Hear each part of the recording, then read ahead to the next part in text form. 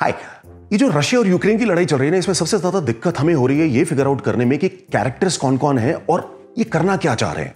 तो आपके लिए मैंने एक क्विक गाइड तैयार की है। सबसे पहले ये आदमी ज़ेलेंस्की, जी हाँ, मतलब देखिए इस आदमी को अपने ट्रूप्स के साथ रात के अंधेरे में दिन की रोशनी में हमेशा खड़ा मिलता है कॉम्बैट ड्रेस पहन के, और एक के बाद एक धनाधन रशियंस को धमकियां दे रहा है। इसकी लेटेस्ट धमकी है कि रशियंस फटाफट से यूक्रेन खाली करके भाग जाओ, वरना हमारी सड़कों पे कुत्तों की तरह मारे जाओगे। Obviously, you have to take this guy seriously. Except कि ये एक कमेडियन है। नहीं, मतलब मैं जज नहीं कर रहा, बट फिर भी कमेडियन है।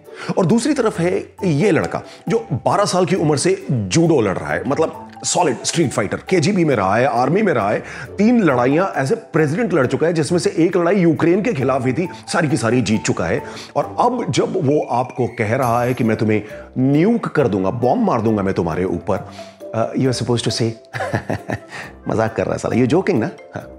That's character number 2। अब कैरेक्टर नंबर 3, जब भी आप किसी लड़ाई में दाखिल होते हो तो कोई बंदा होता है ना, लौंडा, जो आपके पीछे खड़ा होता है, आपकी back, you have my back. तो कैरेक्टर नंबर 3 है ये बंदा। मतलब ये बंदा यूजुअली ऐसा होता है, यूं करके इसके बल्ले बने होते हैं, और ऐसे करके फू करता है तो 3-4 लोग तो ऐसे ही उड़ के चले जाते हैं, स्टॉम्प करता हुआ हल्क की तरह ऐसे करके अंदर आता है। वो कैरेक्टर है ये बंदा। ओए भाई तू खड़ा रहे, अभी भाई आ रहा है उधर 4 लौंडे लेके, तो हिलना मत बिल्कुल, अभी दादाजी निकल चले। ओके, कैरेक्टर नंबर 4, देखिए जब लड़ाइयां मैच्योरिटी की तरफ जा रही होती हैं, थोड़ा सेटल होने लगता है, तो आपको जरूरत होती है पीस कीपिंग ट्रूप्स की। वो भी डिसाइड हो गए, वो है ये बंदे, है ना?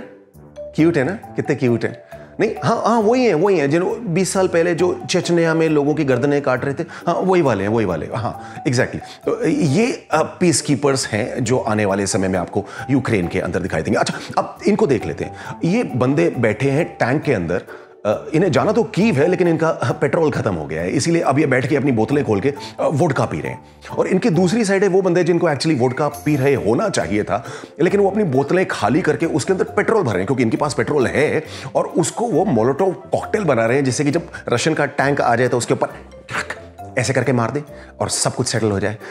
तो ये हमारे सोल्जर्स हैं।